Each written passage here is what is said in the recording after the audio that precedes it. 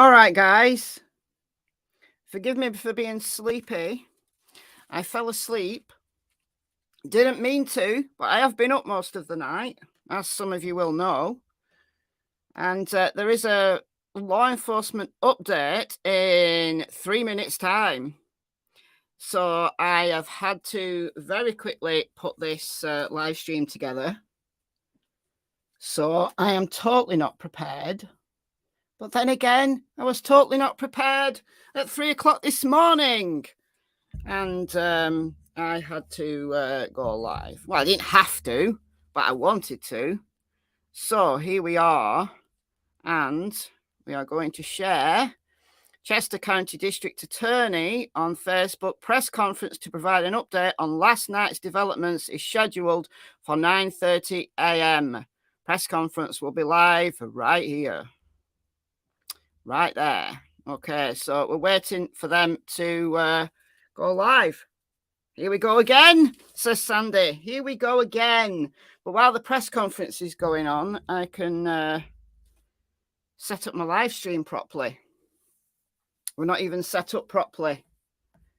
We've not even got any customization on or anything. Hold on. I have to put it to subscribers only to stop the palm bombing. The palm bombers happen. So I'm just going to set this up to subscribers only to stop that happening. Boom. There we go. Right. We're set up now. Living for the snark. Good stuff. We all live for the snark. Come on, go live. Go live.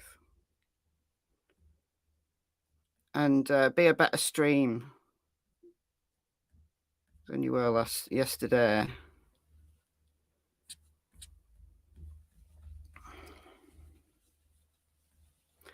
Come on, we've got to do it. We've got to do it. Who's in the house anyway? Emily, hello. Yeah, thank you for choosing to be with us today. There are many people streaming for like hours and hours and hours and hours on end. Hopefully a better press than yesterday. I know. Hopefully they've got something to tell us. Here we go. Here we go, guys. Manhunt. At approximately 8 p.m. last evening, a motorist reported seeing a male crouched near the wood line along the south side of Fairview Road, west of Route 100. The motorist turned her vehicle around in an effort to verify what she saw. As she drove back past, the individual was gone. We had a large number of troopers already in the area and utilized them to form a perimeter around that area. A Border Patrol tactical team was also in the immediate vicinity and went directly to the location of the sighting. They observed footprints in some mud, which were identical to the prison shoes worn by Cavalcante. A track was initiated, and shortly thereafter, both of his prison shoes were located. Information was received from another resident in that immediate area that a pair of work boots had been stolen from a porch at her residence. The tracking of Cavalcante continued in a northerly direction, and at 10:10 p.m., a call was received from a resident on Coventryville Road indicating a short Hispanic male, no shirt, and wearing dark pants, had entered his garage while the homeowner was in it, and that he grabbed a .22 rifle that was leaning in the corner of the garage. The homeowner drew a pistol and fired at Cavalcante as he fled with the rifle. PSP responded and secured that scene. At that time, a green sweatshirt and white t-shirt believed to belong to Cavalcante were discovered near the edge of the driveway. The perimeter was expanded to include that area. Overnight, searches of the area within the perimeter were conducted by tactical teams from multiple agencies. Teams from Pennsylvania State Police, Border Patrol, ATF, FBI, U.S. Marshals, and Chester County have been active through the night. Teams are currently being rotated out and replaced with fresh teams. Aviation assets, canines, mounted patrols, and numerous other assets have been mobilized and are currently operating in this search area. Upwards of 500 law enforcement officers are engaged in securing the perimeter and in conducting the searches. We are mobilizing additional resources as we speak and are planning for an extended operating period if necessary. Cavalcante is considered armed and extremely dangerous. He is now armed with a .22 caliber rifle with a scope and flashlight mounted on it. Throughout the night, we sent several reverse 911 messages to residents within a 3-mile radius of this incident, as well as posted information to social media in an effort to inform the public and to keep them safe. We also notified the affected schools of this incident in the very early morning hours, and a decision was made to close schools in the O&J Roberts School District for today. The current perimeter includes PA 23 to the north, PA 100 to the east, Fairview and Nant Mill roads to the south, and Iron Bridge and County Park roads to the west. We ask residents in and around this vicinity to please secure homes, outbuildings, and vehicles. It is imperative that anyone with information about Cavalcante contact us immediately so we can act on it in a timely manner. They can call 911 or our tip line at 717-562-2987. 717-562-2987. We will take questions at this time. What was the response time, sir, from the moment the homeowner called state police after the shots were fired? What was the response time? Minutes. Do we believe he's injured? We have no reason to believe that he is injured as a result of that shooting. I think he is just trying to survive and avoid being captured right now, sir. Yes. How does it change your tactics when it comes to the fact that he's now considered armed? We have considered him dangerous right from the very start. It changes nothing. We have always considered him to be a risk. We just now absolutely know that he has a weapon. Do you think he knows where he is? Yes. He knows where he's been there. I think, before. yes, he has been in that area before. We're not evacuating homes at this point.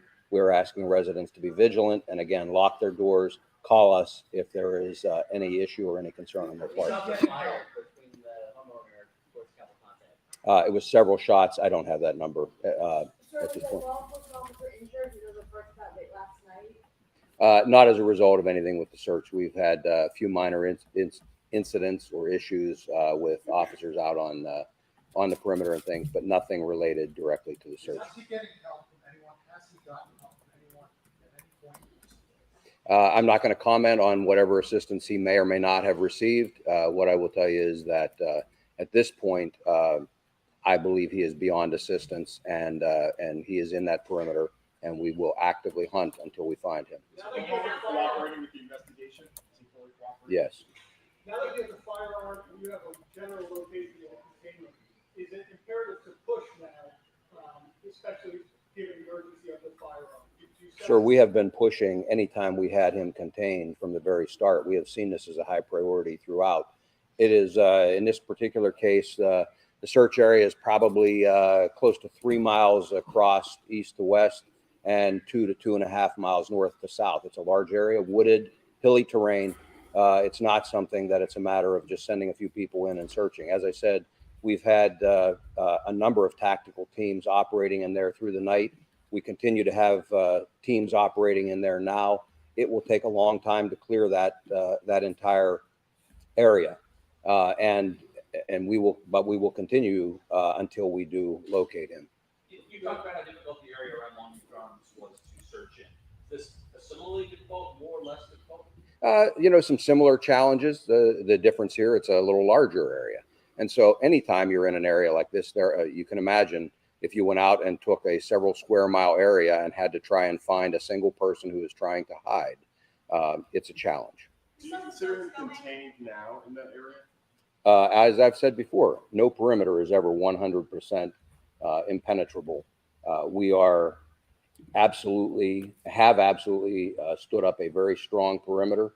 We will do our very best to contain him in there and to capture him. We saw some boats being driven in. Are there any creeks or waterways in that area that you guys can search in? There are some creeks in there, yes. And Precautions are law enforcement taking right now that he is armed and dangerous. Are the officers instructed to wear tactical gear? The officers have been wearing their gear throughout this entire search. Again, we have always considered him dangerous. We just know we now have confirmation that he has a firearm. The tactics are the same. was with the firearm. It was with the firearm. Sir, he's so It was with the firearm. Sir, he's so close to French Creek Park right now. I know that tunnels were a factor potentially in the Longwood area. Mhm. Are you also searching focusing on the tunnels from where he was last spotted last night? Because if he was in the tunnels, he doesn't get away. We are focusing on that entire area again. We have people, supervisors on the ground out there assessing any issues or risks of escape, and we are trying to address any possibility out there. It sounds like these residents contacted officials pretty quickly. The fact that the tactical team was able to see the fresh print, identify them as prison shoot. What happened? Why weren't they able to find him? They have been searching for him. It was only minutes, but in that amount of time, he traveled a significant distance. We've been utilizing dogs, and we've been utilizing tactical teams. So, again, just because we find a footprint doesn't mean we necessarily know which direction he traveled. And in fact, he had traveled south and then went back north. So it's not a matter of just charging into the woods and knowing that, it's that away. It's a matter of trying to track him. It's a matter of sweeping methodically through the woods, checking buildings and so forth. We don't have the luxury of just charging up the nearest trail and hoping that's the direction he went. He scoped out that house that we stole the flag. He went to the garage, firearm was laying. Have you been watching that house? I don't believe so, sir. I think at that point he was being pushed by the teams that were pursuing him from the original sighting. I think it was in my opinion, I believe it was a crime of opportunity. I think he went in there probably trying to hide. The garage door was open.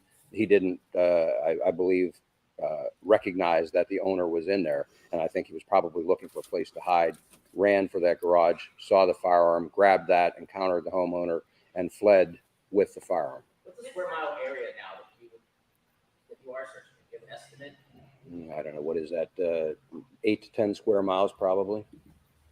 We've had two instances now of Cavalcante picking up supplies that really changed the search, whether it's a van, a keys in it, or a firearm that is somewhat unsecured. Do you have any plans to change the messaging in this new containment area to really emphasize the importance of law? I don't know how much more I could emphasize it, sir. I've been very clear about securing things. We have sent, as I said, several reverse 911 messages through the night, again, emphasizing that point and telling residents, what they can do, just advising them the situation. I can't be any clearer that they need to secure things. We're working with a variety of maps. We have county emergency management people on site and have had them on site here in the command post so that we do have access to the available information. Sir, you said Not the officer that passed out this morning around 9 a.m. I don't, I was told that it is not a life-threatening situation, but I don't have any other Sir, you said information. it's a matter of time before he is captured. It feels like you're getting very close. How many law enforcement officers do you have on the ground right now? Are we at that 400 number? I would think we're well past the 400. We are probably around 500 right now. It's very fluid. We have people still coming in. We've been releasing people that were held overnight. We have people that have been on duty for 20 hours, 24 hours or more, and we're relieving them. We held people over because of the seriousness of the situation last night. So we're working through replacing all of those. We have people coming in. I can speak for the state police from all over Pennsylvania to support this effort and to be able to sustain it. And our partner agencies are doing the same, not only from Pennsylvania, but from out of state as well with various specialty teams.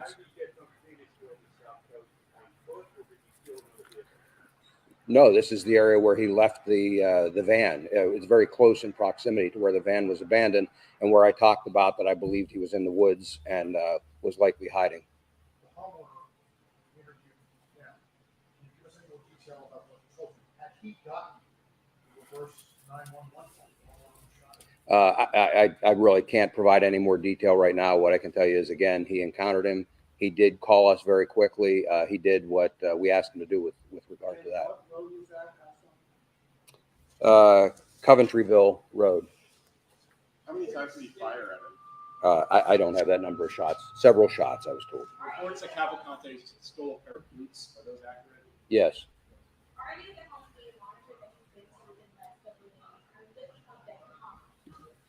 I'm sorry, which homes are you referring to now? Those homes, well, the ring door camera is nowhere. It's not in this search area, and the home with the garage that we talked about is within the search area, and we are actively working that area. Is there still shelter in place for the? I don't know. Do you have a sense of how many other houses you might have been in this area? I don't have reports of any other houses that he's been in.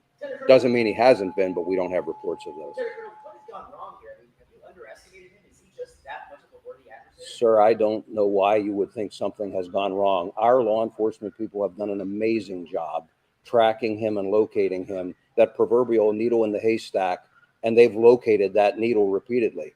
You know, the questions yesterday about is he out of state, is he somewhere around the country, and we told you we were actively searching in this area. Our people have done an amazing job. I'm very proud of the work that they have done and continue to do. Nothing has gone wrong.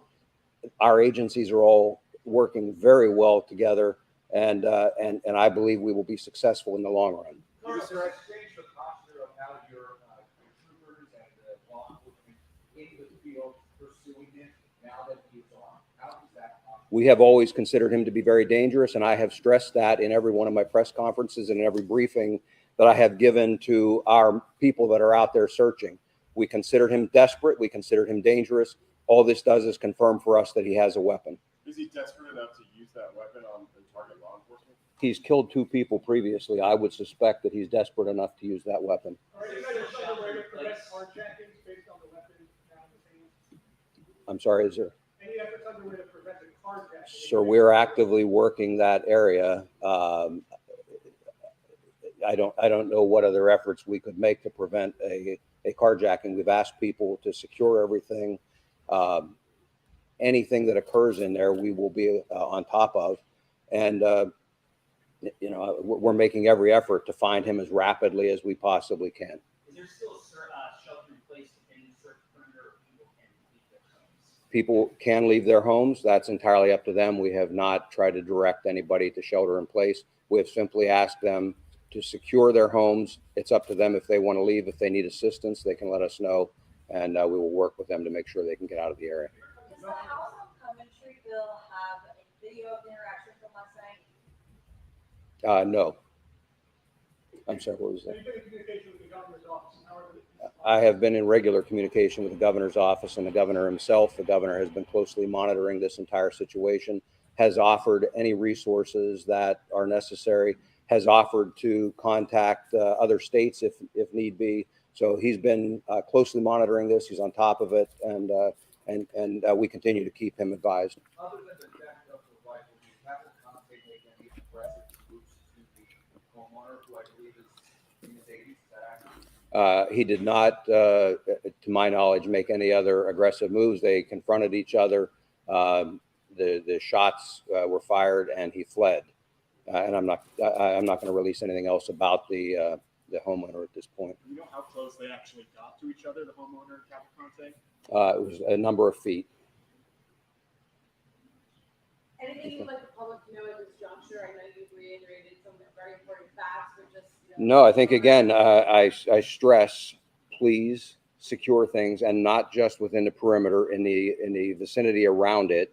And please call us immediately if they see something suspicious, if they believe that Cavalcante might be in the area. We need that information. Again, it's a large search area. We're going to very thoroughly search it, but their assistance is very much appreciated. Maybe it's worth repeating it. Can you explain why you can't just push through with the terrain, what you're doing with how it's challenging? We are pushing through with the terrain with tactical teams, but it is not really practical to suggest that we could line up a line 3 miles long and push in one long line through there.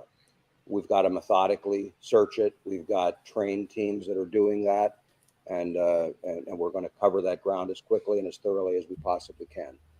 Okay. Thank you very much. We'll get additional information to you as things unfold. Thank you. There you have it, guys. There you have it.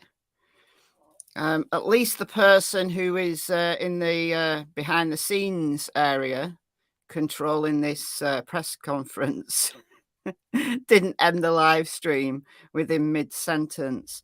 That was a little more organized, I thought, and much more informative.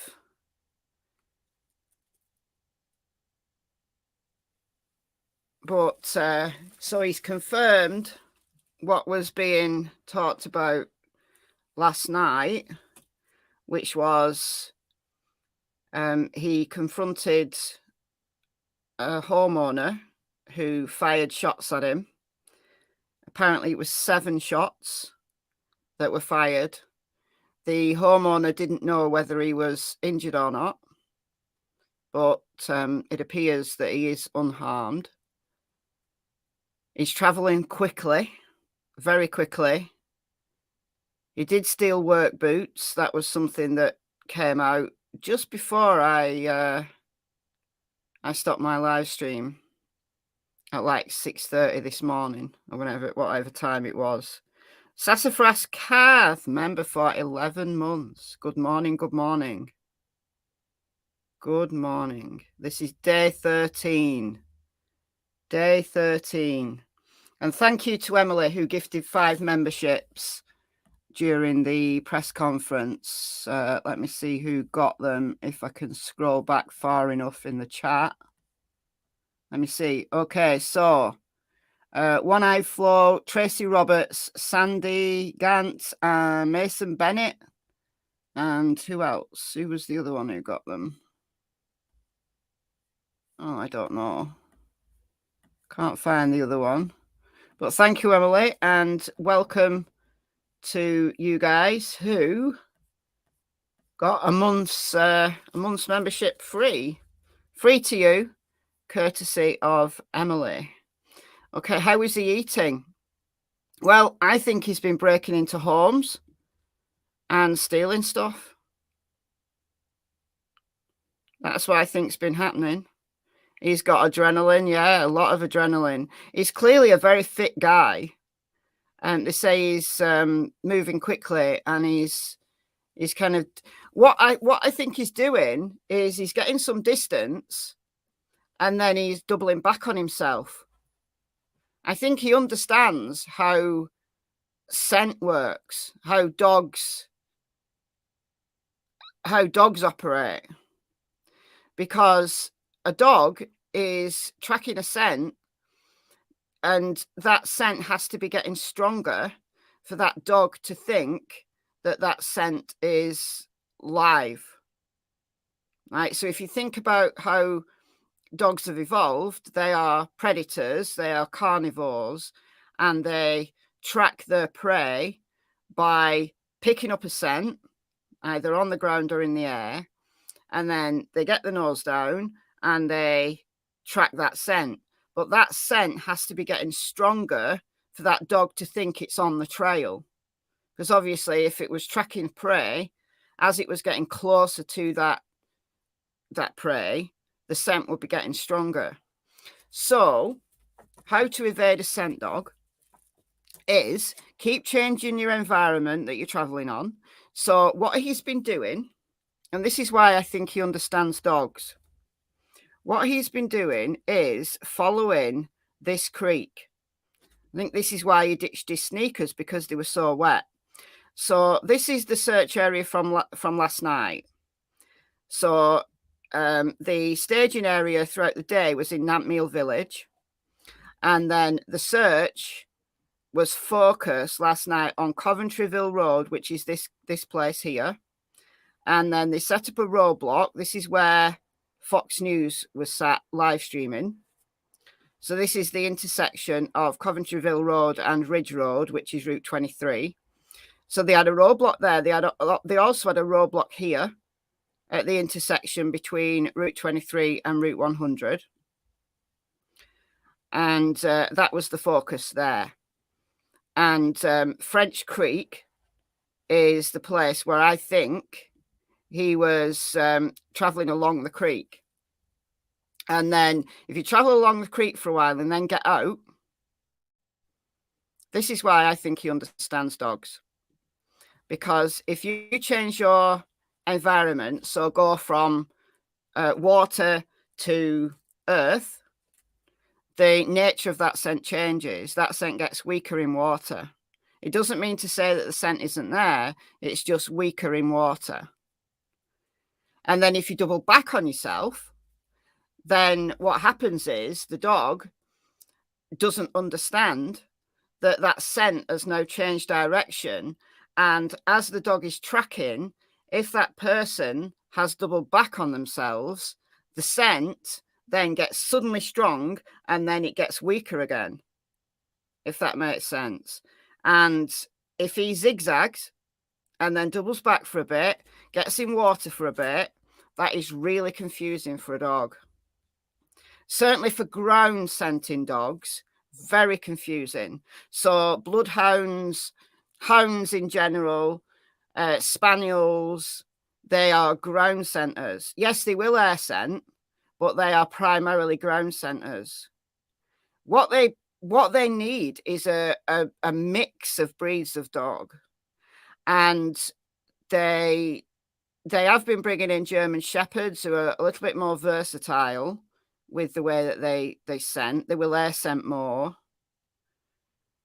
They don't normally use sight hounds in searching. Sight hounds hunt by sight and by air scent, but they are quite difficult to train. They need Miss Tillington. Yeah, they need Cassie to track him and then Miss Tillington to take him down. Yes, he is from Brazil. Yes. So his story is that he murdered someone in Brazil. This is just the story. Rottweilers, yeah, Samantha. They need all the dogs. They need all the dogs. He murdered someone in Brazil, escaped via Puerto Rico, came to the US, has been working in the US, and then he murdered his girlfriend, got convicted to life in prison without parole. He's been being held in a county jail. Now, he's been convicted, so presumably they were just holding him in a county jail so that they could, find him a permanent home. And that's where he's escaped from. So that's his story.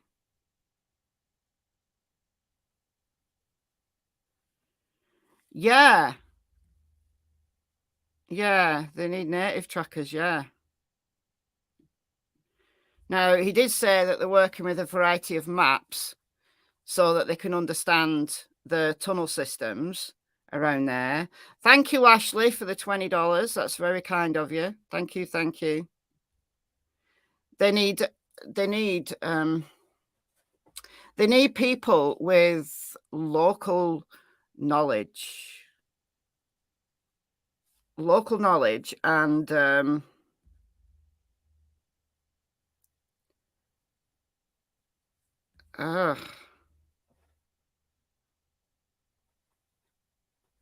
he looked well dressed in prison the day he escaped.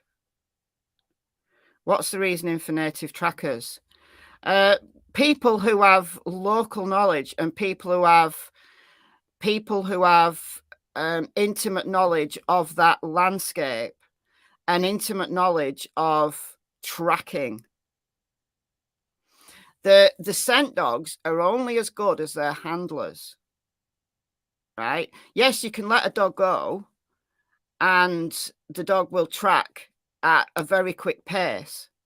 But unless the handler can keep up, then they've no way of controlling that dog and where that dog goes and what that dog is actually, just how fast a dog can run. They need to keep that dog within the scope of the handler. So if you have native trackers who are very intimately have got a real intimate knowledge of that area, they can move quicker and they can pick up things that just a regular dog handler who's been brought in who might not have that local knowledge. Like he said that he believes that Danelo knows that area. But how well does he know that area? You know, he's now moved like 25, 30 miles from where he skipped the perimeter the last time on Saturday when he stole the van, where they think he escaped through a tunnel. So how much of a local knowledge does he have, or an intimate knowledge of that area? Does he know that area like the back of his hand? And if so, what's the distance? Like, look, guys, if you were tracking me in my local area, I would evade you. I would be able to evade you for several miles, because I know the fields, the woods, the tunnels. I know where all the creeks are. I could evade you if you were tracking me with dogs for several miles. But once I was out of my comfort zone, once you'd moved me either north or south, east, west, wherever I was having to move to, or if I stole a vehicle to get out of a perimeter, then I would be no use, right? I wouldn't have local knowledge. I would be literally running and hoping for the best, because I wouldn't have that knowledge of that local area. I wouldn't be so well acquainted with the area that I could double back. I could go through a creek. I could skip through a tunnel. I could be out of the area before you'd even got your dog's lead on, right? But get me out of, let's say, I don't know, a 3-mile radius of where I'm currently sitting. I think I could evade people. But any further than that, I don't have that intimate knowledge of the landscape. So I would literally be running. So my question is, how far is his intimate knowledge? Because he's now 25 miles or so away from where he saw that van. And the reason why he's there in that area is because that's where his van ran out of gas. So is he now just running and running and running, and he's really wily and really cunning, and has found a creek, and he's in and out the creek, doubling backwards and forwards. So the question now to me is, does he know this area as well as he knew the previous area where he was able to escape through a tunnel? If he does, then law enforcement are 2 steps behind him. But if he's running in an area he's not familiar with, then it's pretty much an even playing field. I mean, he does have the advantage.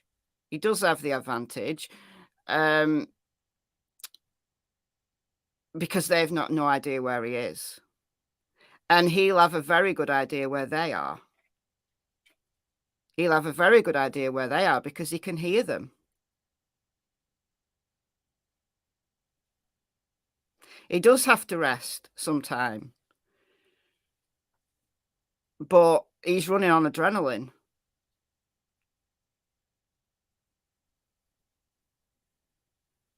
He does have a backpack, so I think he's been stealing food.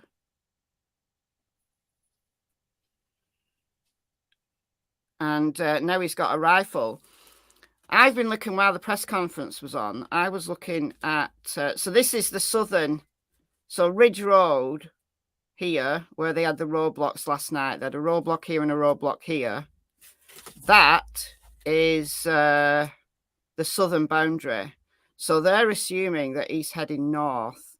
So all the schools are closed. People are told to shelter in place. Now, there was a number of reverse 911 calls that went out last night. So I'm assuming we don't have reverse 911 calls in the UK. I'm assuming that it's a call from 911. So when you pick up the phone, it gives you a recorded message. Am I right in that? It's like an alert. So they're sending out alerts to people's phones. Has he been physically seen? Yes, Linda. He has. If you miss what went down about 12 hours ago now, Cassie wants a wee. Do you need a wee? Do you need a wee? Do you need a wee? Right. I'm gonna move my laptop downstairs for a little while. So let me just put my please hold on, so I can supervise what the dogs do outside. Otherwise, they just bark and annoy everyone. So I'll be back in a minute, and when we come back, you will be in a different location. You won't know because I'm not putting my camera on because I look an absolute state. I haven't even brushed my hair this morning or anything. It's just like up in a bun, and I've got serious bedhead. I look shocking because I've had very little sleep as well. Anyway, back in a minute. Please hold.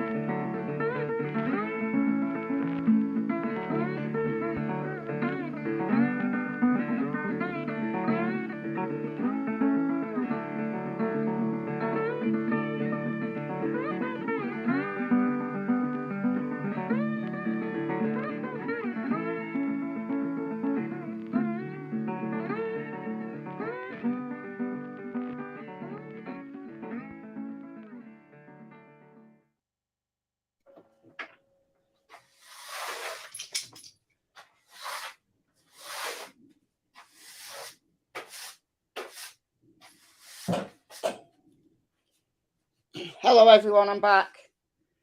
I'm just sweeping up some cat litter. I'll be with you right in a sec. Did you hear me?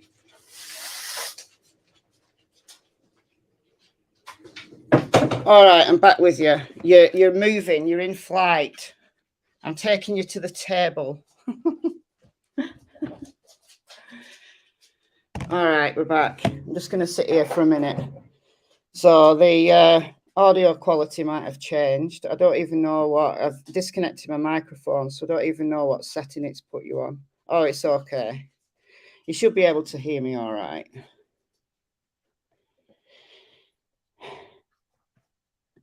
Okay, so what I was saying before we were rudely interrupted by Cassie needing a wee was the press conference confirmed what we heard last night, that there's a confrontation with a homeowner. Wee! Oh, wrong one. Wrong one. Oh, I missed it. You see, they're barking. As soon as they go outside, they start barking and being stupid. They're having a war with next door's dog, which is not good for, neighborhood serenity. It's not good at all. But there hasn't been any further sightings since the confrontation with the homeowner that resulted in him stealing a .22 caliber rifle and heading off with it. And the homeowner shot at him several times with a pistol. Didn't know whether he was injured, but it appears he isn't. So where is he going? Okay, so this is the stretch where the roadblock was yesterday along Route 23. Now that's the southern boundary of their perimeter. So we've got Pottstown, which is to the north. Now, all the schools are closed. Now, I don't know the mileage of, you know, the school closures and people just told to shelter in place. So I'm assuming that people are just battening down the hatches and they're not going out. I mean, they do need to keep people off the roads, because my fear, my real fear right now is that he's armed, he's dangerous, and he's desperate, and he's going to carjack someone. He's going to shoot someone to steal their vehicle. Because if, you know, people are on lockdown and it's much more difficult for him to steal food and supplies without confronting anyone, which appears to be what he's been doing. I mean, he was just unlucky that he was confronted last night by a homeowner who stupidly, and it is stupid, to know that you're in an area where there's an escaped prisoner and you leave a firearm in your garage. That's nuts. That's crazy.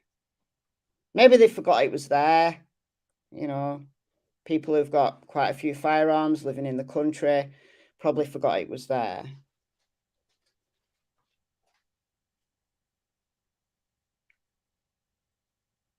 I mean, there's a school, there's an elementary school right here in this area where they were last night. I don't know whether I can find it now, but it's right in this vicinity. But I don't know how big this perimeter is. This is the southern edge of this perimeter. So, what, a few miles up, you've got Pottstown, Unionville. So this is a more urban area right here. You've got French Creek State Park, which I'm guessing that's where they think he is. But then to the west, you've got Morgantown.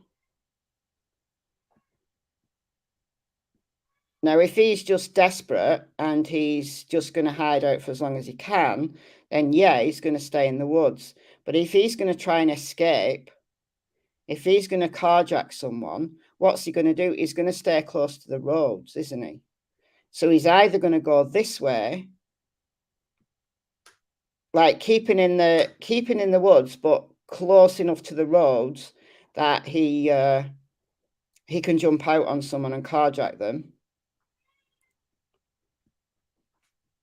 Or he's going to try to get as far away as he can before he carjacks someone. This is just what I'm thinking. To the east, you've got Phoenixville. So he's been there. That was where he was when he made that Ring doorbell appearance. He was in Phoenixville. So he could, if he knows someone in Phoenixville, he might try and go back there. But I'm guessing not. I'm guessing he won't go back to where he's been previously. That would be a silly move on his part, in my opinion. So I think he's either going to go north or west, because he's come northernly from the south. It's down here where he stole that van. About 25 miles south of where he is right now. In the van, he went to Phoenixville area. That's where he appeared on the Ring doorbell. Then he ended up at Nampmeal Village, and that's where, in this vicinity, his van ran out of gas. So he's been within this. There's about 5 miles that he's been sighted in, because Win Hollow Road, where there was a sighting, maybe about, I don't know, a day and a half ago now, is about here. So he's travelled about 5 miles to Countryville Road, which is where he stole the weapon. So he's travelling quickly. He does want a ride. I think if he wants to survive, then he needs a vehicle. He needs to get out of that area. think he's going inside. I think to sleep, I think he's either finding cabins or something else. I was thinking, I said in my video this morning, that I think he's potentially sleeping underneath people's houses. I don't know what the situation of the houses are like there. There's some really nice properties. But if he's able to get under a house, then there's no way that a helicopter would be able to find him. If he's sleeping in the woods, then the heat-seeking technology on the helicopter would find him, would find a heat spot in the woods, and then the night vision that the helicopter has would be able to pinpoint him. He does look like a teenager, yeah. I don't see him going down without a fight either. If he's sleeping in trees, then that would be silly. That would be really silly. If he knows that the helicopter's on him, because he can hear it. And the closer to the helicopter he is, the easier it is for them to spot. So he needs to go underground if possible. So he either needs to sleep under someone's house or in a tunnel. And then there's no way that they'd find him on heat-seeking technology, night vision, or anything like that. They said he sleeps in trees. Who said he sleeps in trees? Because I think that would be a really silly thing to do. He could, from ground searching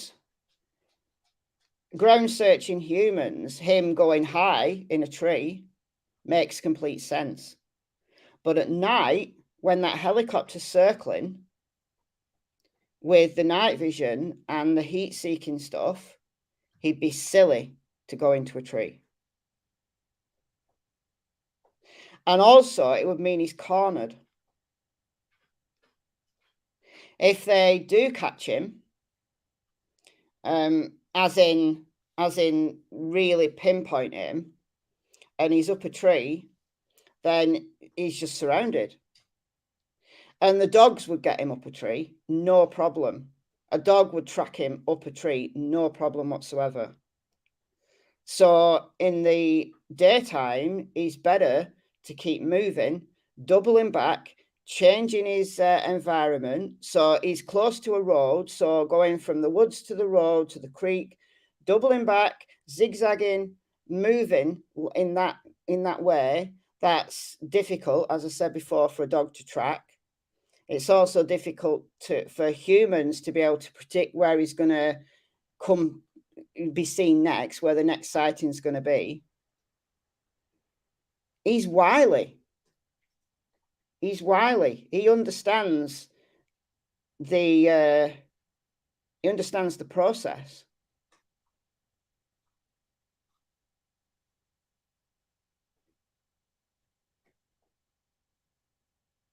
Yeah, if he buries himself in mud, that's not really going to help him.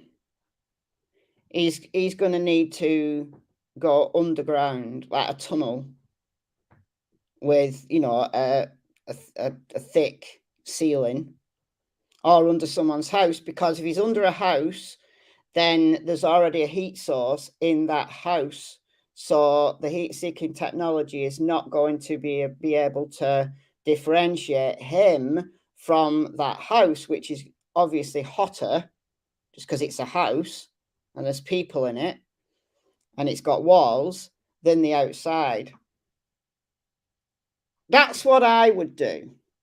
Right? If I was there, that's what I would do. But you'd have to have the knowledge of the land. And if he's out of his comfort zone now, and the further he goes, presumably, the further out of any local knowledge that he might have, it becomes less likely. The more he moves, the less likely he is to have knowledge. But it still means that he's got his street smarts, or his understanding of dogs, his understanding of nature, and he's thinking. I think he's thinking ahead. You turn back to what was checked already. I think that's risky. I mean, he might do. He might do. I think it's risky, though, given how many eyes are on these places now. Like, if he went east to Phoenixville, people might expect to see him there and be watching out for him. If he went south back to where he's come from, same. So they've got the southern perimeter as this road here, Route 23. So they think he's moving north.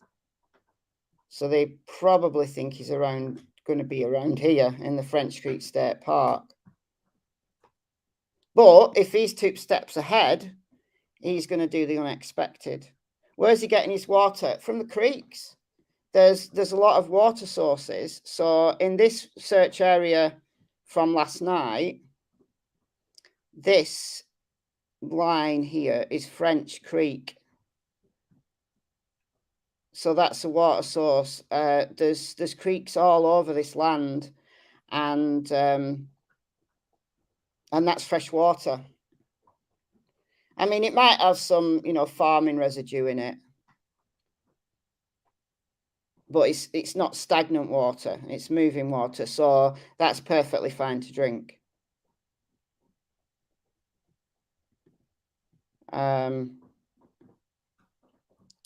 And then food, as I said before, I think he's stealing. He's stealing, and now everything's locked down, he's going to have less chance to steal. Was there any truth to the canine being shot? We haven't heard anything from that. I don't know whether that was just a rumour. We haven't heard anything from that. They are tightening the noose, Lisa, yeah, but he's slippery. He's a slippery one. He's a real slippery one. Berries, seeds and weeds, yeah. So berries are in season, but you'll get some vitamins, but there's hardly any calories. There's corn in the fields. Now he's got a gun, he could shoot an animal, but that would obviously mean that he's got to be a good shot. He's only got a 10-round magazine, as far as we know. As far as we know. He's not cornered, no, Momo. He's not cornered. Because the search area that they're working with is big. Is big.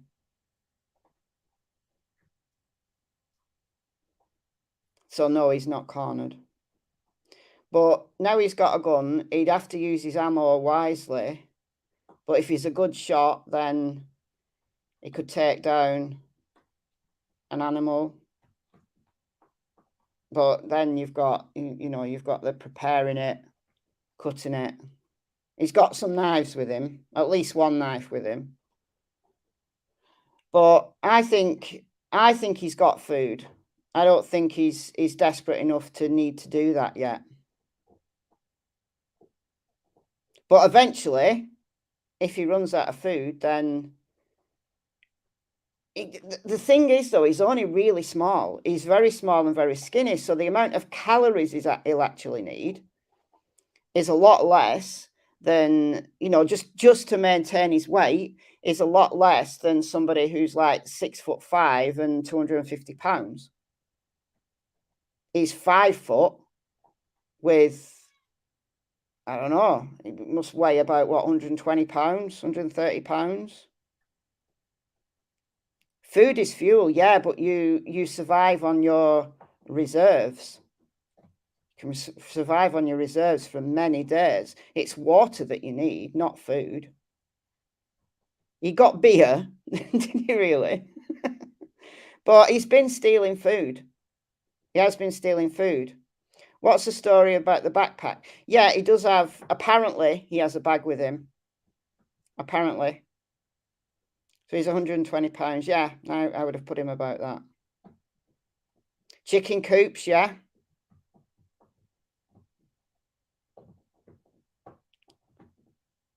So a chicken, easy to dispatch. He's not cornered, no. He is not cornered. He is not cornered. But yeah, apparently he does have a backpack. And there's stuff in it. Risky making gunshot noise. Yeah, I guess. He does have a knife, yeah. Apparently. Now that's been out there for a couple of days that he stole a kitchen knife. Now, whether that's true or not, but we've been working under the assumption, and law enforcement have been working under the assumption that he may have a knife. But now we know for sure he has a gun. But yeah, I think whoever it was who said that it's risky making a gunshot noise, it is. It is. Because he'll need to stay as silent as possible. So he'll steal at night under the cover of darkness. So chicken coop's a good one. If anybody's got rabbits, like a rabbit hutch, rabbit pen, rabbits are easy to dispatch, easy to carry. Somewhere where you can defur or defeather them. I don't like talking like this, guys, because I'm a vegan, but you know, this is the real world here. This is likely what he'll do when he runs out of food. He's not going to bother cooking food, no. But he's going to have to get the fur off or the feathers off. Raw eggs are good protein, yeah. Yeah. So chicken coop, just slam down as many eggs as you can.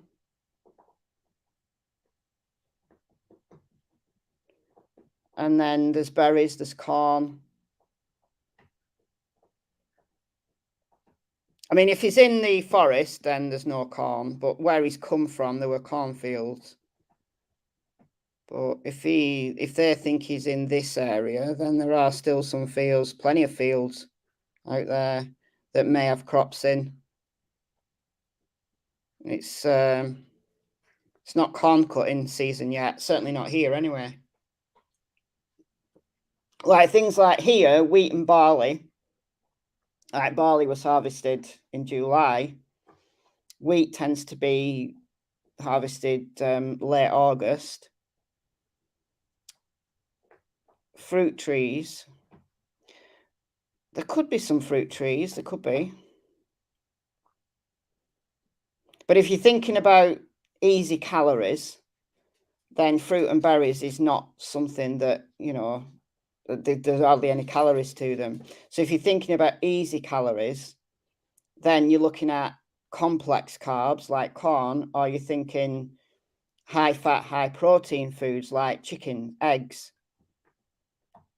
rabbits. I know rabbits are not high fat, but they're high protein, higher calorie food.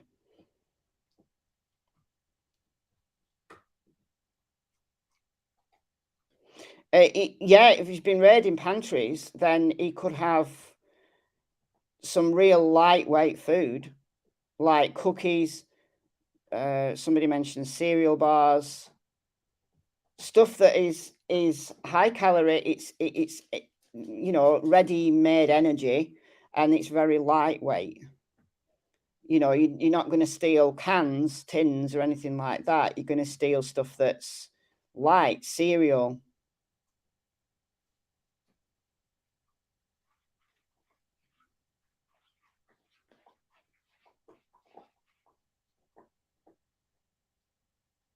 Fish, yeah. If there's fish in the creeks, you might have been catching fish. Granola bars from pantries, yeah. Yeah. Apparently, and then this is a rumour, but apparently he stole some groceries from a porch that had been left on a porch. So all like things like DoorDash and all that has all been suspended.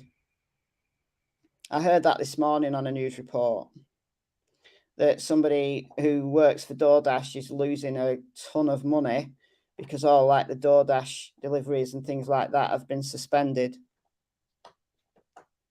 So that makes sense. So basically people in that area are on complete lockdown now.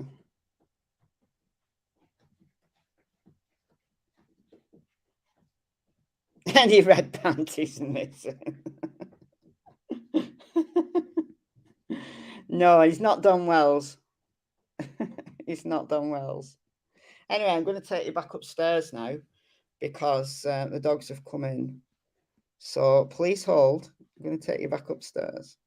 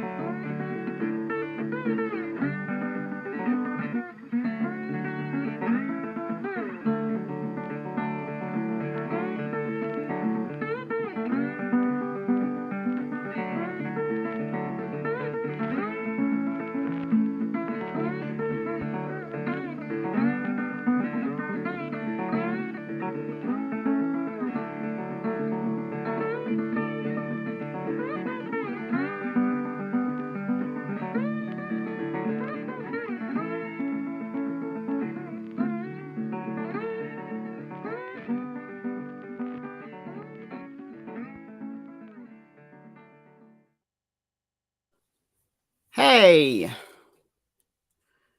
got the mic plugged in again, so a little bit better sound quality.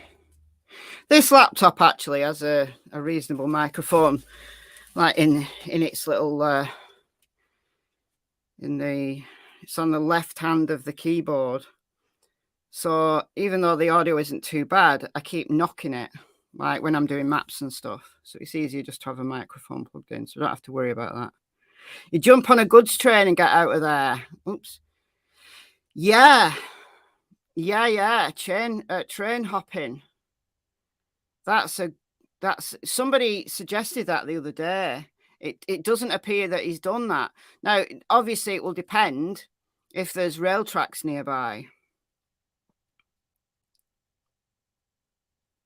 There aren't many homes he could get underneath. That's good to know, actually. That's good to know. Because that obviously cuts down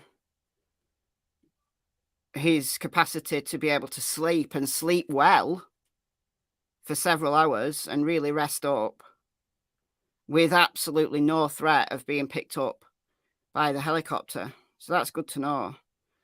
Is there any rail tracks around here? I haven't seen any, but that doesn't mean to say there aren't any.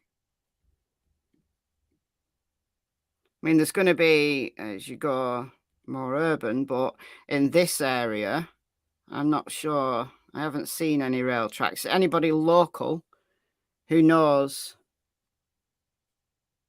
Well, there was at train lines. Okay, so maybe there are then. They're difficult to see actually on a map.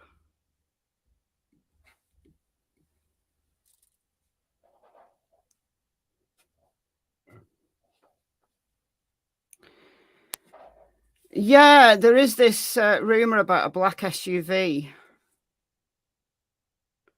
We don't know whether that's been confirmed in any way, though.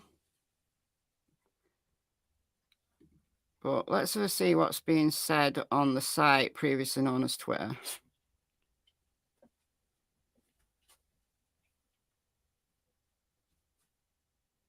So,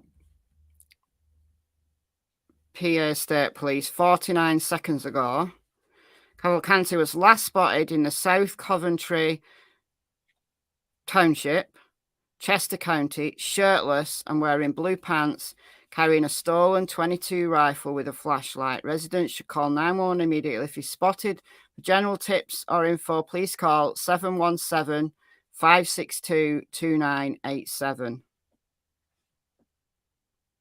So that's the latest from the state police. Oh, we've got a new hashtag here. Let's have a look, see who's writing on this. Okay. Day 13. Do you think he will get caught? He will. I think he will get caught eventually. But it's the time and what damage he can do in the time that he's out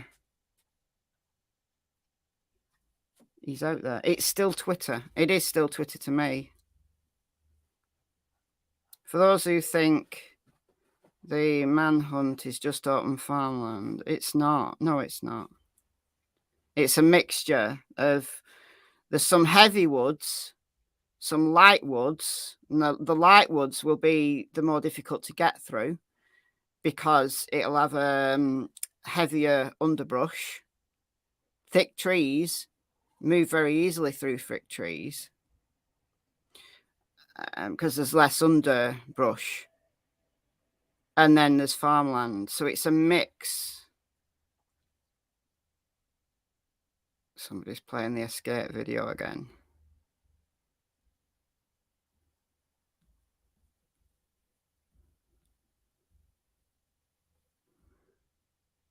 Okay.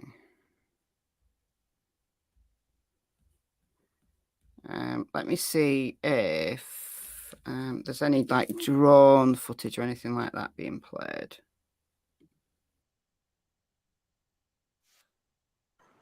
Okay, so this is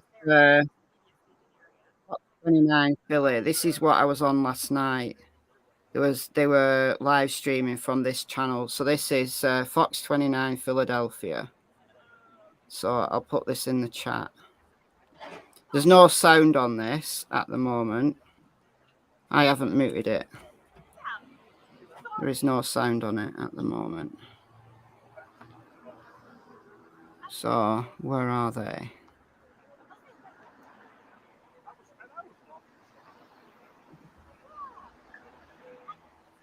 Can we work out where they are?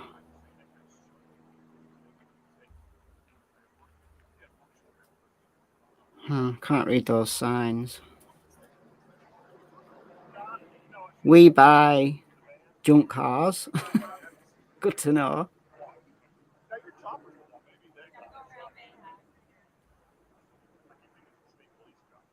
That is a good place to set up a roadblock.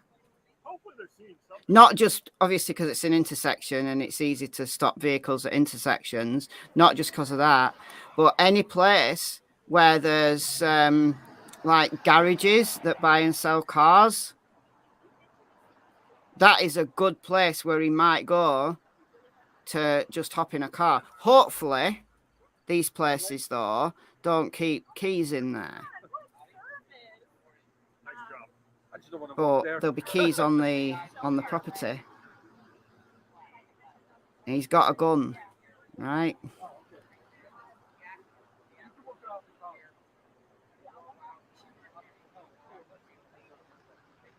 Yeah. Today, every law enforcement has long guns drawn and ready, even those directing traffic.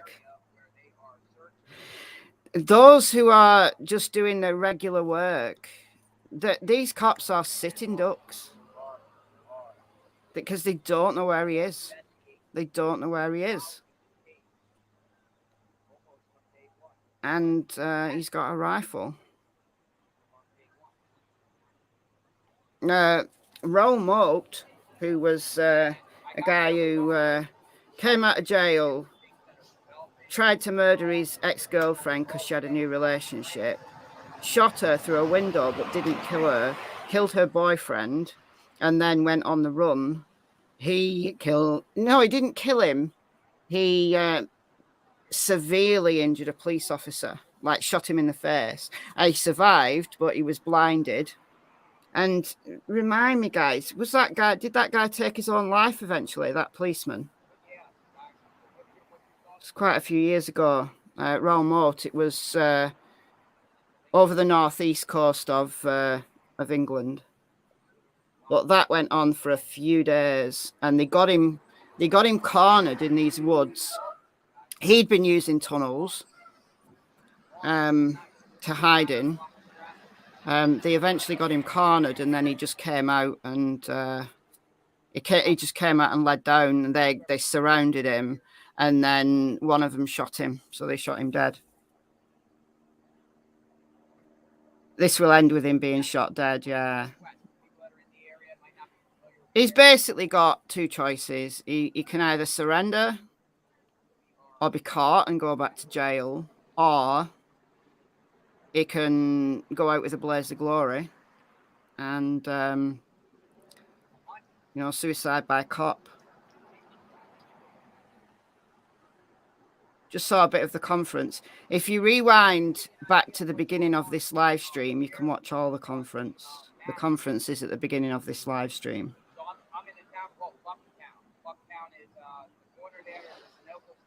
I thought that was the case, yeah. The policeman in the Royal Moat case eventually took his own life, yeah. I thought that was the case.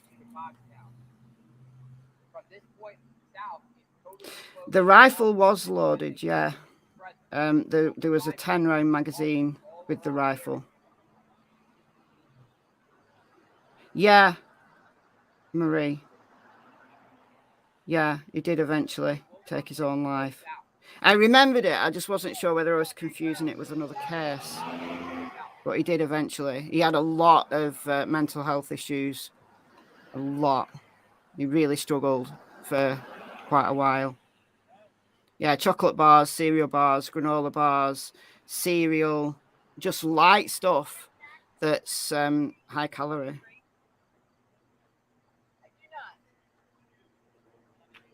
don't know. Where are you heading in 23?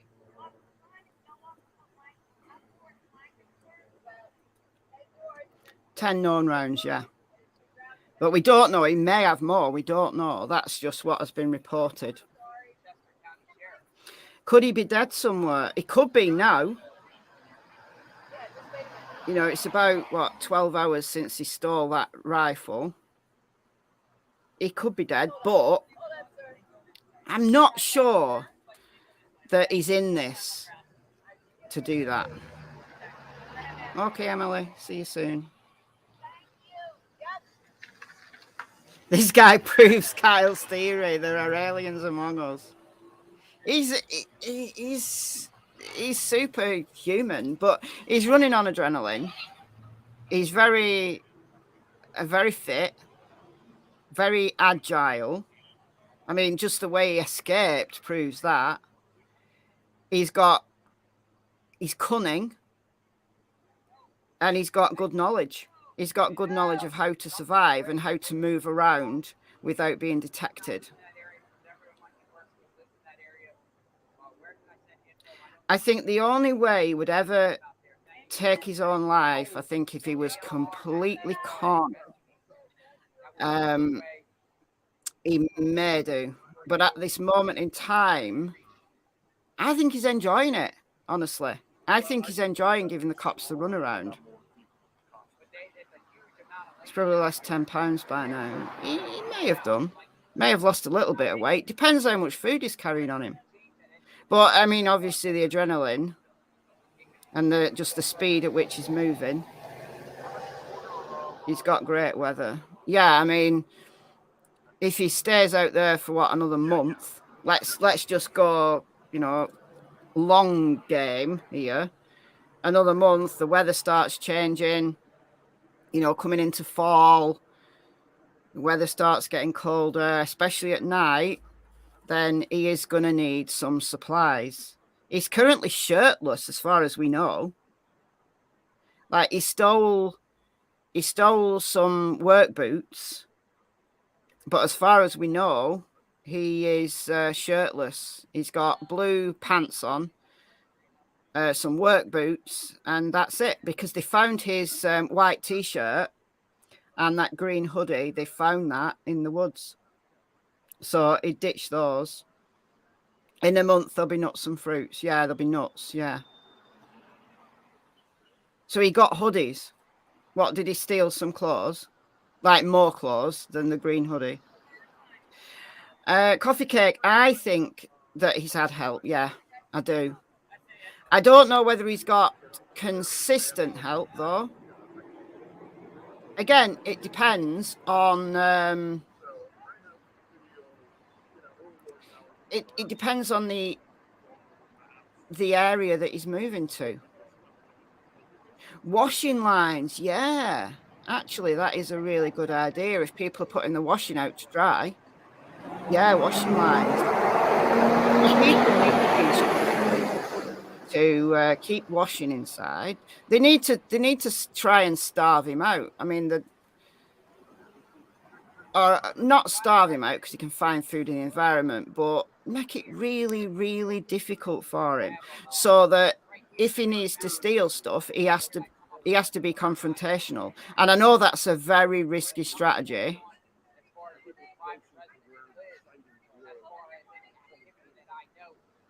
But, you know, all the homeowners around there, you know, if they're armed, I'm pretty sure they're going to use their weapons, aren't they?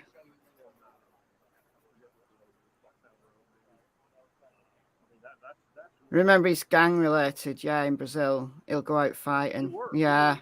The concern is that one or more police officers or law enforcement or the searchers are going to be injured or killed, or that members of the public are going to get, you know, if he gets desperate, or if he wants to move out of the area, then I think he's dangerous enough to attempt a carjacking and steal a vehicle that way. That's my big concern, that someone is going to get shot now because he needs a vehicle.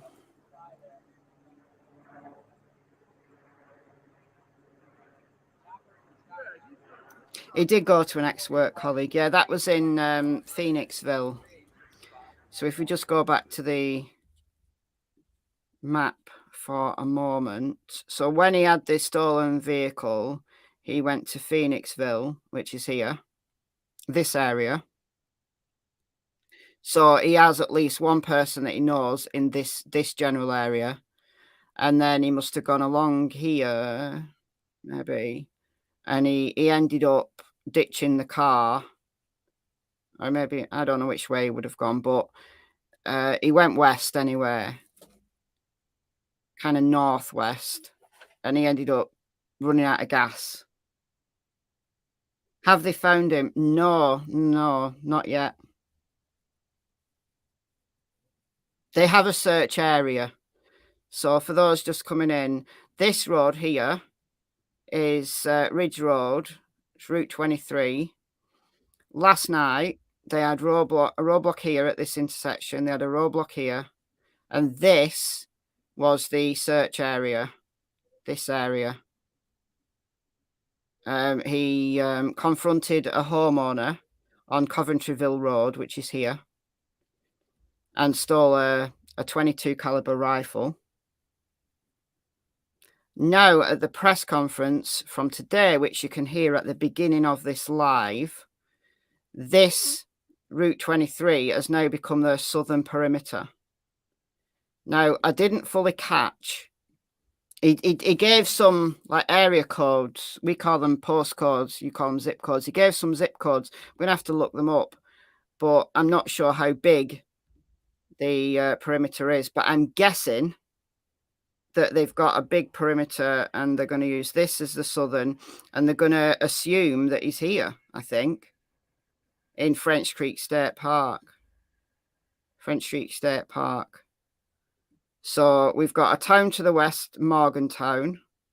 We've got a town to kind of the northeast, Pottstown, Unionville, So that's pretty built up, that area. And then further out, you've got, I mean, he's gonna have to get a vehicle to get up here.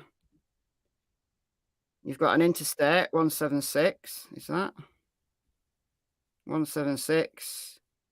What else have we got? What's that one? You're not going to tell me, are you? 76. But at the moment, he's on foot. We don't know. There's been an unconfirmed rumour that a black SUV has been involved. But that is an unconfirmed rumour at this moment. But a black SUV has been mentioned. Now, if he has managed to get a vehicle, then everything that we're talking about right now is dead in the water. Because if he's managed to get a vehicle, he is not in this area. And the cops here at a roadblock, directing traffic and searching people's vehicles, is pointless because he's gone. But if it's unconfirmed whether the black SUV is involved. But if he hasn't got a vehicle, then he is still in this general area. Yeah, his sister, who didn't cooperate with law enforcement, they have deported her because she's overstayed her visa, whatever you call it. All right. Yep, I'm just on the corner here waiting. Butter from the fridge. Yeah, well, he could if he's desperate. That's horrible. I can imagine eating butter. This is, Teresa, this is something that I've been speculating upon for the last 2 days. Does he have a phone? Has he been able to steal a phone that he could use? Or has someone given him a phone? If so, then at least for a time, obviously he'd have to charge it eventually, he can keep up to date on what's going on. Now, if he's just got a burner phone, like a little Nokia or something like that, the charge on those lasts for ages. But the only thing you can do on them is make a call or text. You know, they don't have GPS. They don't have internet capacity. He could have a portable charger. Yeah, he could, but even that would need to get charged eventually. And remember, he's been out 13 days now. This is day 13. But a burner phone, like a little old, you know, a non-smartphone. I've got a little Nokia burner phone, but I use it to play Snake on, if anybody remembers Snake. Is JLR still running about? I don't know, actually. Let's have a look. If JLR is... He is. There he is. 7.8k people watching him. So he's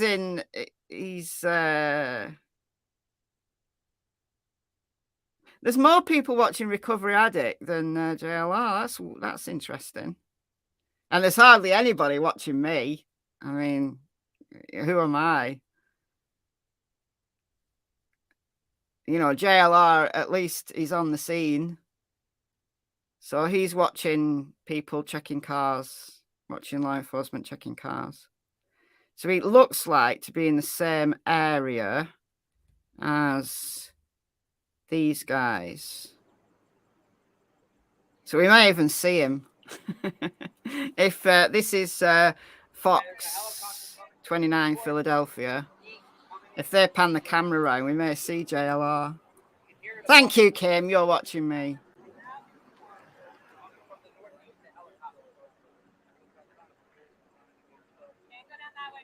Yeah, the amount of petrol he's using, the amount of gas JLR's using is astonishing.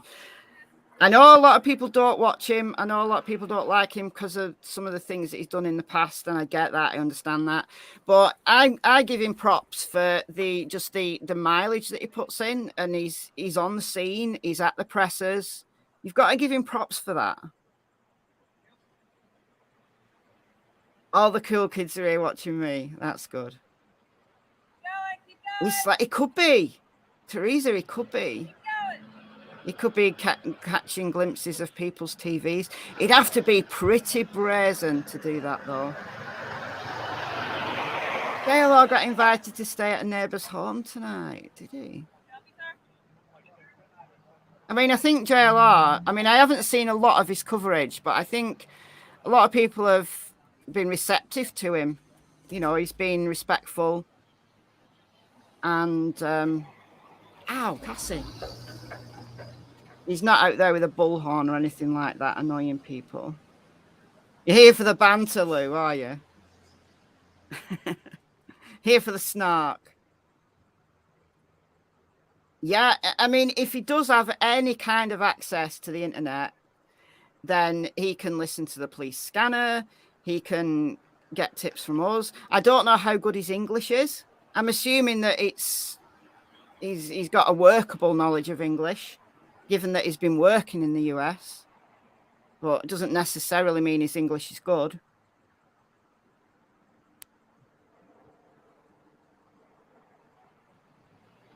It rained hard in the area lately. That's good and bad. If it's rained hard, it means that his scent is going to dissipate faster.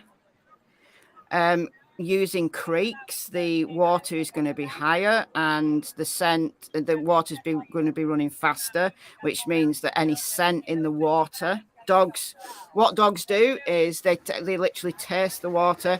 If you watch my videos, when I'm in the woods or near any water, and Cassie jumps in the water and she looks like she's drinking, but she's not. She is tasting the water or scent, because she's a spaniel, she's a ground scenter. So they just naturally taste the water for scent. But if it's recently rained and he's using the creek as a way to get around, then that scent is not going to be there for very long. So that's a good way for him to disguise his scent. Obviously, it's bad for him in the respect that it's uncomfortable, and also he's more likely to leave footprints and things like that. But they have to have the vision. They have to be pretty close to him, you know, or close to where he's been recently to see any footprints. But it was a footprint that they found last night. That was one of the things they found, was a footprint. So they knew what area he was in last night.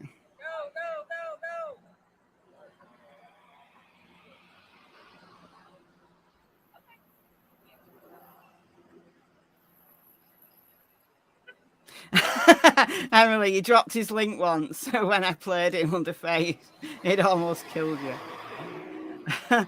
No, I'm like I said, I don't watch a lot of his content, but I do give him props when he's out on scenes and he's reporting, and he's often reporting stuff that the news don't report. I don't mind that he's getting thousands and thousands of people watching. I understand why people are not going to watch my streams and are going to prefer to watch his streams, because he's there. You've got to give him the respect for that. You've seen Cassie do that, Holly. Yeah, she does it all the time. She's just tasting the water. But if he's, you know, people who are going harassing locals, making a spectacle, using bullhorns, that's not cool. But going out there reporting and being respectful and getting information, communicating that information, going to the presses, all that stuff is it's only doing what these guys at Fox 29 Philly are doing. It's a lot of traffic, looks like a small town. Yeah, and I mean, I don't know where they are. Just trying to work out where they are. So, Booktown maybe? Maybe here?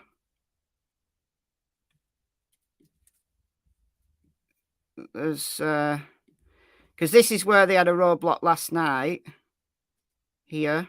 So the intersection of Ridge Road and Route 100. So it could be around this area.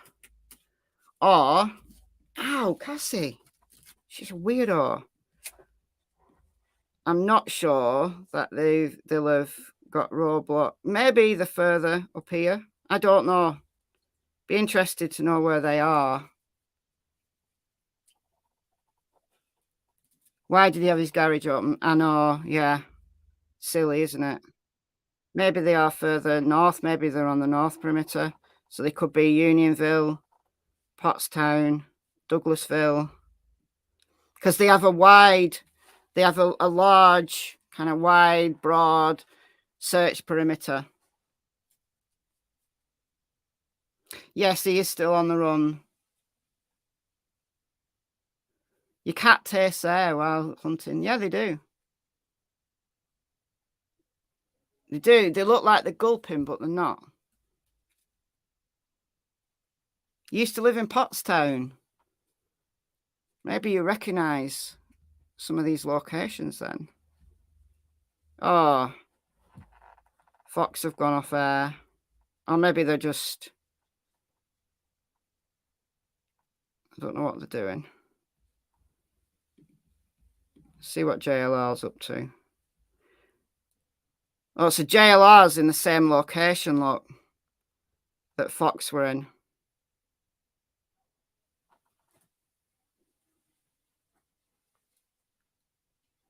Three choppers up as of several minutes ago. Yeah, rifle in a corner and a gun in hand to shoot him. Why did he have a weapon just lying there? I know, it's very silly. Maybe they didn't realise that there was a weapon in there. Somebody living in a very rural area might have several weapons. They might not have remembered. I don't know. It is silly. It's a very silly thing to do because it means now he's way more dangerous than he was previously. Very silly thing to do. But, you know, give him some props for having a go at taking him down. Shot several times, but didn't hit him with a pistol. No, there's no offices open. All the schools are locked down. People have been told to shelter in place. That's Chester County, so he's not in Pottstown. Yeah, but they've widened the search perimeter now.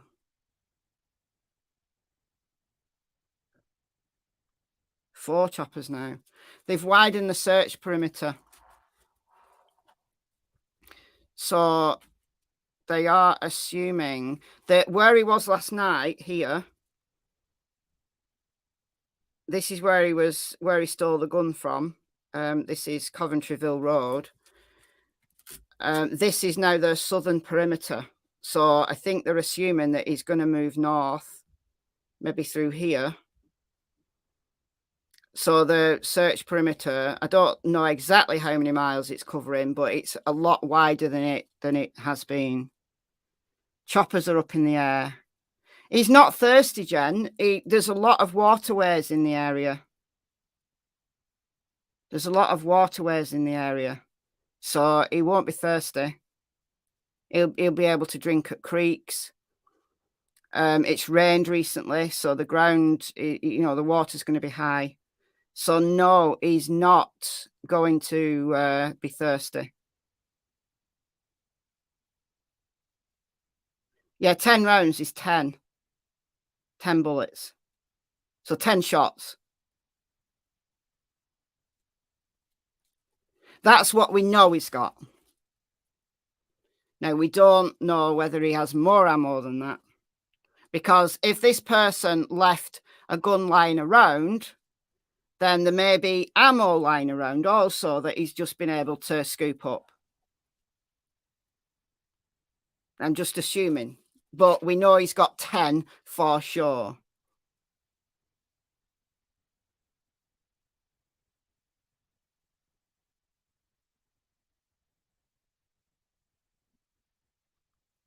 So 7 miles being covered now, 4 across and 3 vertical.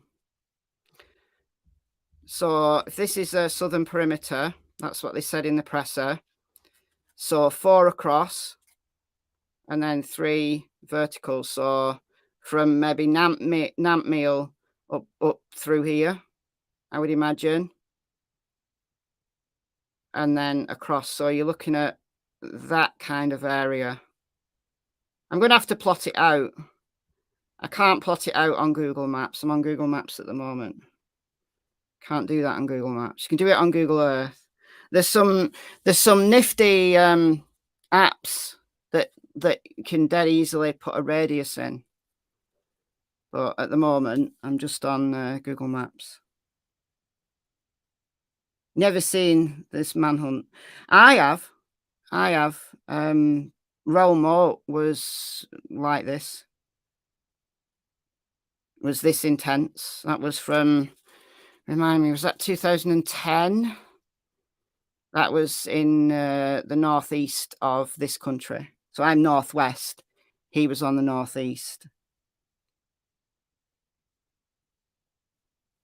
There are snipers in place. Law enforcement said this ends today. They didn't exactly say that in the presser. They didn't say that in the presser. They may have said that to themselves, though.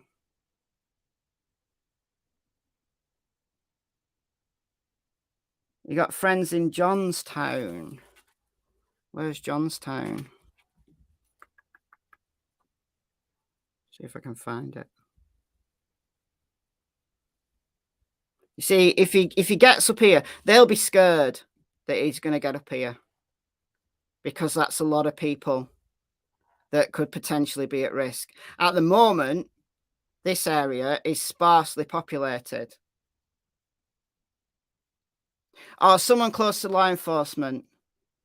You can't confirm it, but you believe it. I could imagine that they're going to say that to each other. I can imagine that they're pretty pissed off now. Yeah, very, very rural. Where he was when he stole that gun, like the properties are spaced apart. It's mainly farms. Oh, Johnstown's about 3.5 hours away. All right. So unless he's got a vehicle, then there's no chance that they're going to be in risk in Johnstown. And that's not part of the search area at the moment, because all the schools, offices, people are on lockdown, no DoorDash, no deliveries. People are told to shelter in place. This is, for these people in this area, it's now a very significant event for them. And it must be scary. And very, very inconvenient. I mean, look, guys, imagine that you didn't have much food in, and you think you get DoorDash. Maybe you're elderly, maybe you're disabled. You're going to be struggling, aren't you? How did he shave? I don't know. He must have gone in a house and shaved. He must have done. Or he's just, I don't know, got a razor and just chanced it.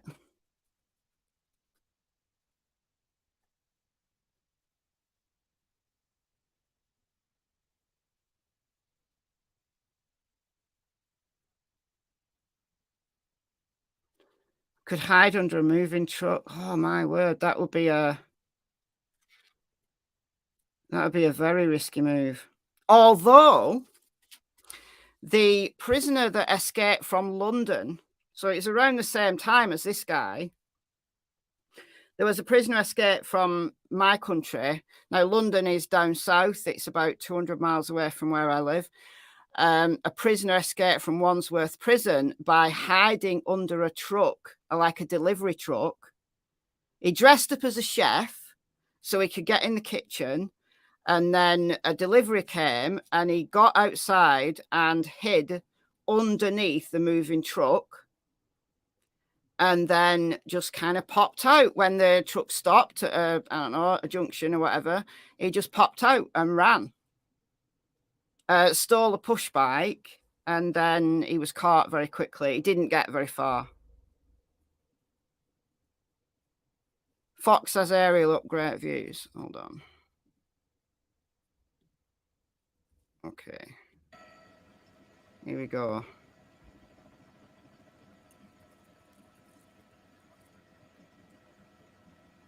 So you can see this is,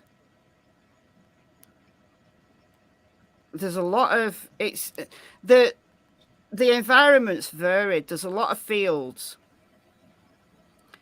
And then you've got this densely packed woodland, and then you've got woodland that is not densely packed. The densely packed woodland is easy to move through because there's very little underbrush that will grow in heavy trees. But where the trees are spaced out, like at the edge of fields and stuff, then that's where you get all the underbrush, very difficult to move through. But this is, much of this is farmland.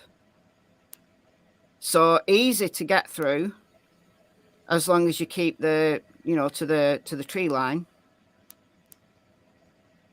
And what concerns me is, you know, the tree lines are right up to the roads in places, and he can run at the tree line and then carjack somebody, shoot someone, and steal their vehicle. That's what really concerns me. So I hope that people are staying off the roads and are sheltering in place, and they are not going to put themselves at risk. However, the longer this goes on, you know, people will have to go out. If there's no deliveries, people are going to have to go out to get supplies.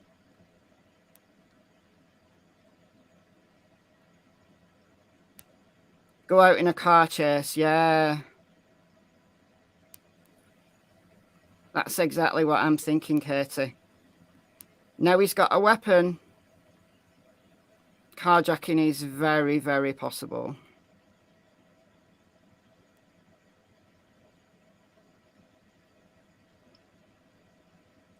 But given that all the roads are blocked off in the immediate vicinity, he's going to have to travel outside of the perimeter to be able to get away. So that's why they've set up this wide perimeter. However, he's done it before.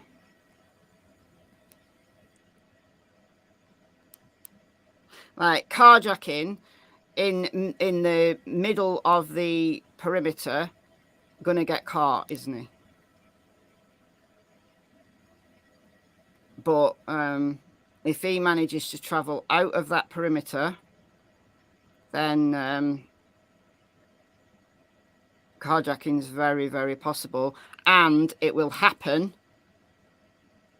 before law enforcement are even aware.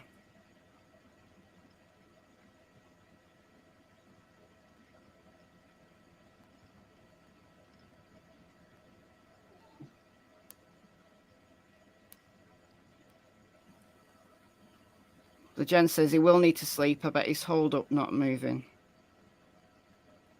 Yeah. I'd move at night. I wouldn't move in the day. But having said that, I mean, to keep moving at this stage is probably preferable.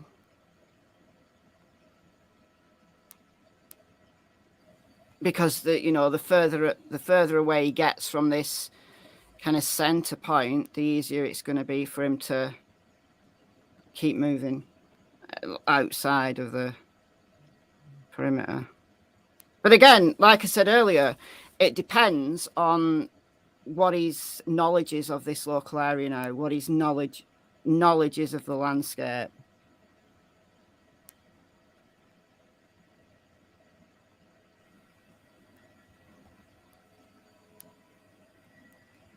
This is great.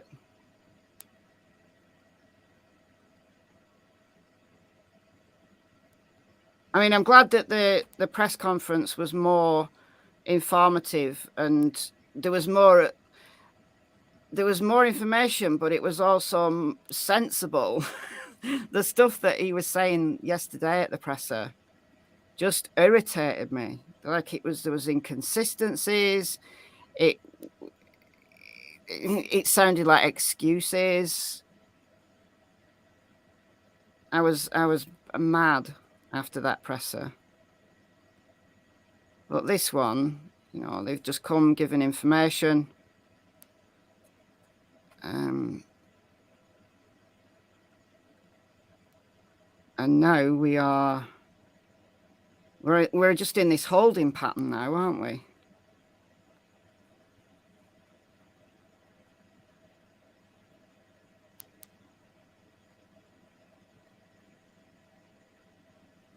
So this doesn't have sound.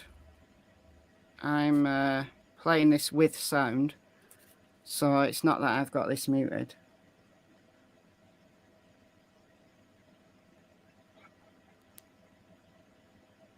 Yeah, Teresa, in a nook or an overhang, staying dry, sleeping by day. He's found, again, his local knowledge. How much local knowledge he's got of the area he's in right now, we don't know. But there's going to be places that he can find, he can hold up and not be spotted. Do they think they have him in there? Yeah, they do. They do think that he's in there. So you don't have basements. That's good. Like if he was sleeping under someone's house or creeping into someone's basement or cellar, then he's going to get a good cape and no one's going to know he's there. So it's good that that's not the situation, at least in this immediate area. But there's plenty of nooks and crannies, and there will be tunnels because much of this is farmland. So there's going to be drainage tunnels throughout this land. There is. I know it. There is. But it depends how easily he can find those kinds of locations if this is now out of his comfort zone.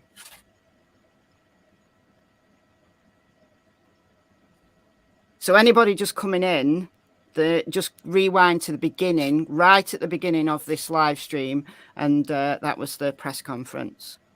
So the first, go right to the beginning because it started like literally 2 minutes after I went live.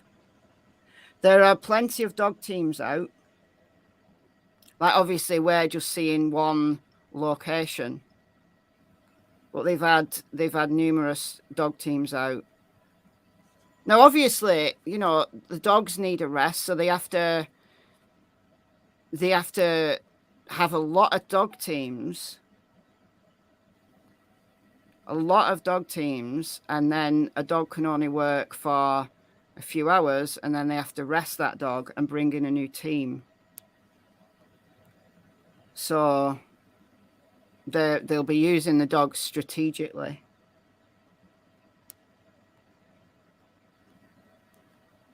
They have cow tunnels too for moving them to another field. Yes.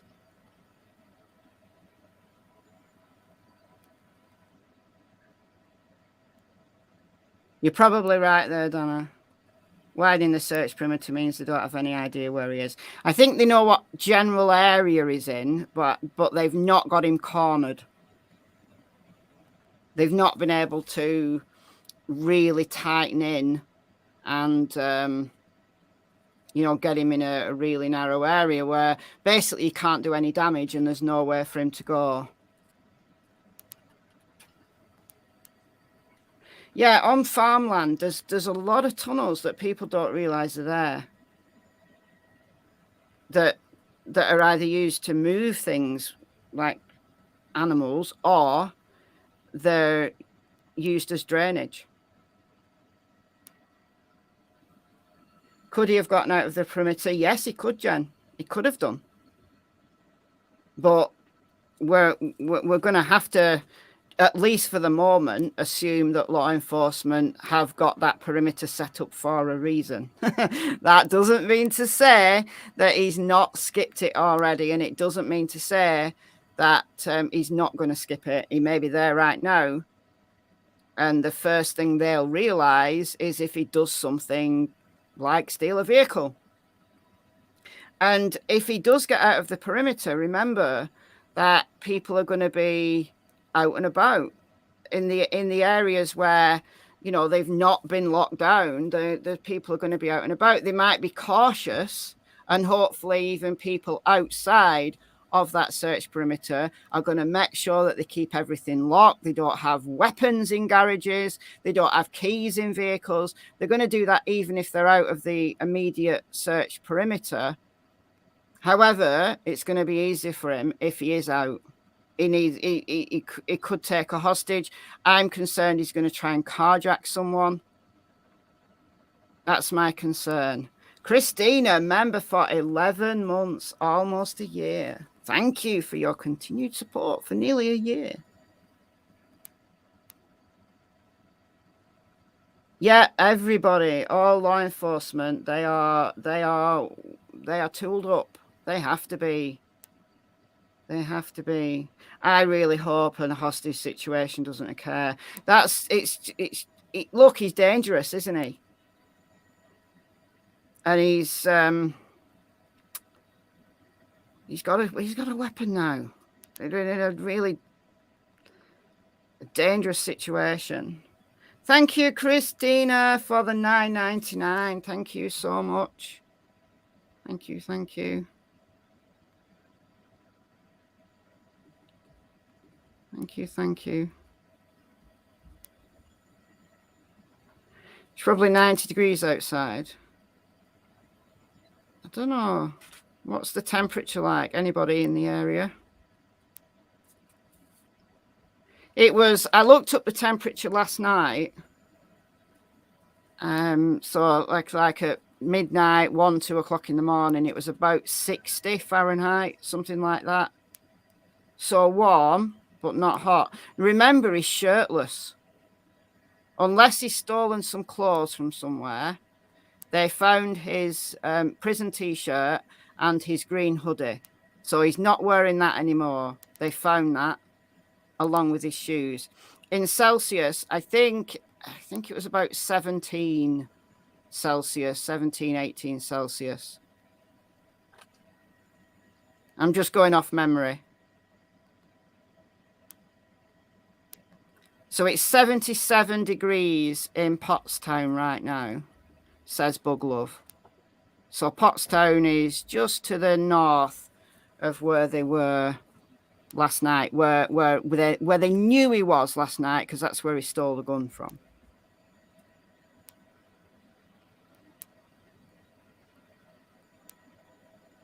So Femme Fatale says it's 77 right now. Live about 30 minutes from the search area. Are there any birds in the area? Yeah, there's birds.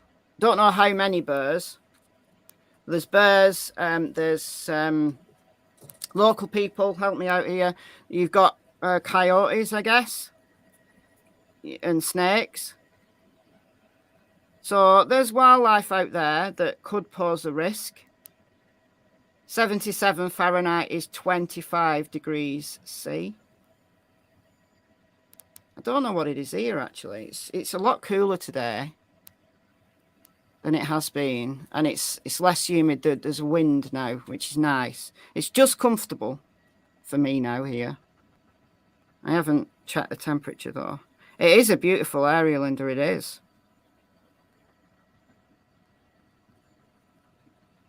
But it's humid. It's been unbearable here. Like the humidity's been at 85%. It's been really bad. But it's a lot fresher today. So even though it's cooler, it's just nice. Like I'm in a very thin t-shirt and I'm just comfortable. That's right, yeah. So for people just coming in, the press conference that has just happened about 2 hours ago. So the press conference happened at 9:30 a.m. Eastern. Confirmed that he stole a rifle from Coventryville Road, which is on the southern perimeter, as we're currently talking. And it's got a scope. We don't know whether it's night vision. It's got a flashlight. He also stole some work boots from a porch. He could have other clothes with him, but last night they found his prison sneakers, which were waterlogged. They found his white t-shirt and they found his green hoodie. So they were assuming last night that he was shirtless. He's most probably stolen clothes, though.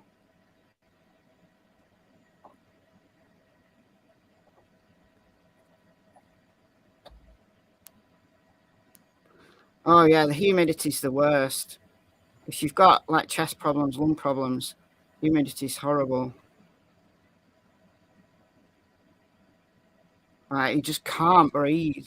Like we had this really humid few days, and then the wind blew a lot of sand over from the Sahara Desert. So all the cars were covered in sand. One morning it rained sand. Like my table outside was covered in sand. Like really fine, dusty sand from the Sahara Desert. Like we've got African sand now. It was horrible. It was just hazy. You could just see this sand in the atmosphere. Yeah, it was really bad. Like going outside, breathing was bad for a couple of days. So that's all gone now. So that's good.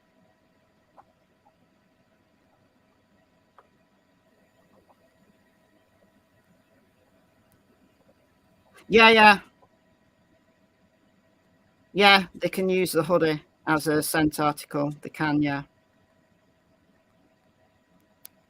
Definitely. The shoes, actually, would probably be the best scent article.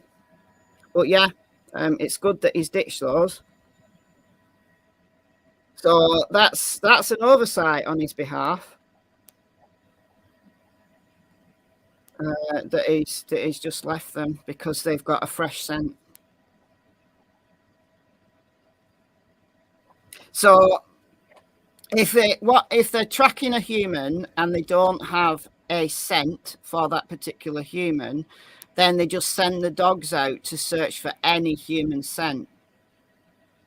But when they have an actual article from the person, then they give the scent to the dog, so the dog knows that they're searching for that specific scent. So that makes it easier for the dogs.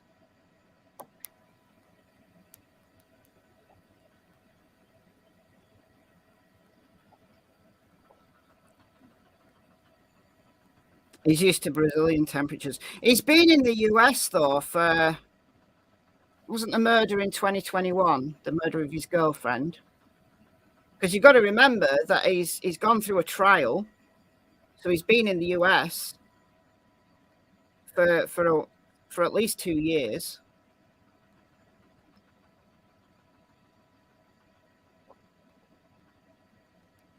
He's a wily little booger.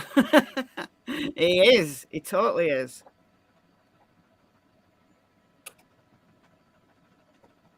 He totally is. Anyway, I'm going to log off for a little while because I've got some stuff to do.